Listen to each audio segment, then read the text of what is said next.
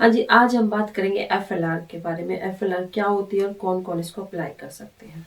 एफएलआर का मतलब है फर्दर लीव टू रिमेन। एफएलआर कौन अप्लाई करते हैं? एफएलआर ज्यादातर मेन पर्पज जो जो स्टूडेंट्स और जिनका वीजा पीएसडब्ल्यू पे है या फिर कोई स्किल वर्कर वीजा पे है, किसी की कंपनी रिवोक होगी, मान लो 2 महीने का लेटर मिल गया, अब 2 महीने में तो दोबारा तो स्पॉन्सरशिप ली नहीं जाती इतनी जल्दी। कई ठीक है मैनेज कर लेते हैं, लेकिन फिर आपका जब 1 2 4 दिन आपके बचते हैं और आपकी कोई दूसरा वीजा आपका मैनेज नहीं हुआ, तो आप एफएलआर डाल सकते हो। एफएलआर में जो है आपको 2 3 4 6 महीने मिल जाते हैं। वो डिपेंड करता है कि किस कैटेगरी में आप कैसे डाल रहे हो। जैसे एक तो होती है आप फी पे करते हो, तो फी पे करने वाले में आपका जो है तकरीबन एक एप्लीकेंट की 2500 2550 आपकी आईएचएस फीस लगती है उसमें, और 1250 आपकी होम ऑफिस फीस लगती है उसमें।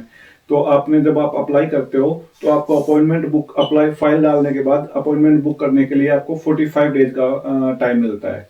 ठीक है, तो आप क्या करते हो कि आप अपॉइंटमेंट बुक नहीं करते, लास्ट डे जो अवेलेबल है वहां पे बुक करते हो। ठीक है, बेशक आप 1 महीना बुक मत करो, 1 महीने बाद बुक कर लो।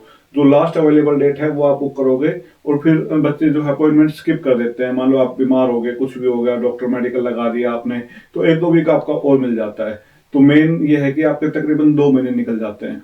एक फी वेवर होती है जो एफएलआर जो डालते हैं जिसमें फीस पे नहीं करनी पड़ती, वो कौन-सी होती है? कौन-सी कैटेगरी है? फी वेवर होती है, कैटेगरी यही है। फी वेवर में ये है, किसी को अगर ज्यादा टाइम चाहिए, मान लो कोई 1 2 महीने में मैनेज नहीं कर सकता, उसको लगता है कि स्पॉन्सरशिप या कोई दूसरी वीजा वीजा नहीं मिलेगा, तो आप फी पे करने की बजाय पहले फी वेवर डालो। फी वेवर में आप फीस नहीं पे करते, फ्री ऑफ कॉस्ट होती फ्री है। होती है, तो उसमें आपके 3 4 महीने निकल जाते हैं। अच्छा। तब तक भी आपकी बात नहीं बनी, तब फिर आप दोबारा उसी को रीअप्लाई कर दो, क्योंकि वो बाद में रिजेक्ट हो सकते हैं ना 6 7 महीने बाद, अच्छा, तो वही आप वही दोबारा हो जाएगी। हाँ, तो रिजेक्शन होने से पहले आप जितने अपॉइंटमेंट डिले कर सकते हो वो करते हो। 3 4 महीने 5 महीने आपके निकल गए, वो फिर आपका इस बेस पे रिजेक्ट हो जाती है कि भी आपने फीस पे नहीं करी। अच्छा, ठीक अच्छा। है, तो फिर आप दोबारा फीस पे करके और दोबारा आप डालते हो, तो तो आपके 2 महीने तो 6 7 महीने आपके निकल जाते हैं, तब तक आप अपना कोई और वीजा मैनेज कर लो। अगर कोई स्पॉन्सरशिप पे है या फिर किसी का वीजा एक्सपायर होने वाला है,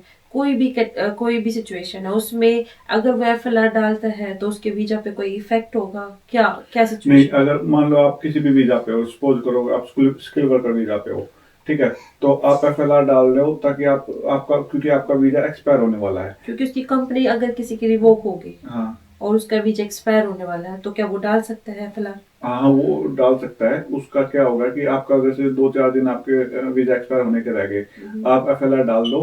जैसे ही आपको दूसरी स्पॉन्सरशिप मिल जाती है, किसी दूसरी कैटेगरी में स्विच करना है आपको, उसी टाइम आप अपने वो वहां से कोर्स लो, आप कोर्स अप्लाई करो, फाइल डालो, तो वो ऑटोमेटिक आपकी एफएलआर की फाइल ऑटोमेटिक विड्रॉ हो जाती है। अच्छा। और उसके जो आपने पैसे पे किए 2501 और 1201 आईएचएस फीस और एप्लीकेशन फीस, वो आपकी रिफंड आ जाती है। सारी की सारी रिफंड हाँ, हो सारे जाएगी। आपकी रिफंड हो जाएगी।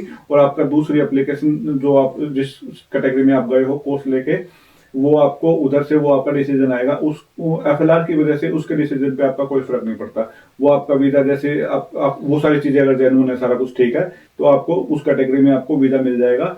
एफएलआर अलग रह जाएगी। ये सिर्फ टाइम बाय करने के लिए कि भी आपको बीच में टाइम मिल जाता है। अच्छा, ये बताओ कि एफएलआर कोई अपने आप भी अप्लाई कर सकता है या फिर किसी सॉलिसिटर के थ्रू अप्लाई करवानी पड़ेगी, कैसे? एफएलआर अपने आप थोड़ा कॉम्प्लिकेटेड हो जाता है, बच्चों को ना इतना नहीं होता स्टूडेंट्स को, क्योंकि उसमें काफी सारे आप जैसे स्टूडेंट वीजा अप्लाई कर रहे हो, टूरिस्ट वीजा अप्लाई कर रहे हो, वो फिर भी आप अपने आप कर सकते हो।